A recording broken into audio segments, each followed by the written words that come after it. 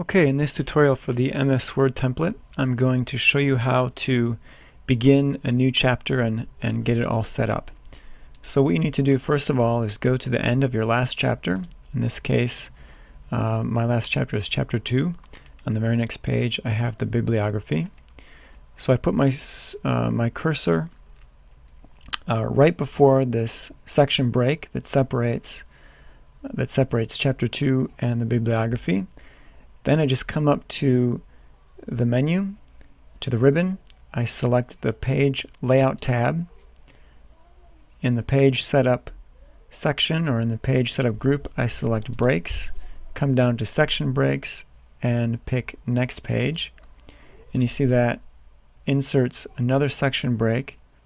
So I have Chapter 2 up here. Scrolling down, this will be my Chapter 3. And then the bibliography.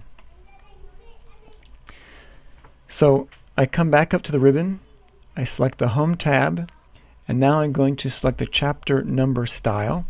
That sets my style so that when I start typing chapter number, this is going to be chapter 3, it's already set according to the proper style for that text.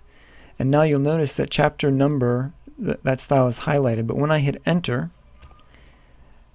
go to the next line.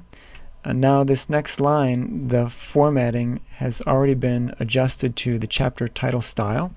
So now I can type in the title of my chapter and hit enter. And that takes me to the next line and also gives me a new style, which is the body text style. So everything is already set up for you. In fact, if you come down and look at the page number is at the bottom of the page instead of at the top of the page like it is on everything but the first page of the chapter. So that's all there is to it.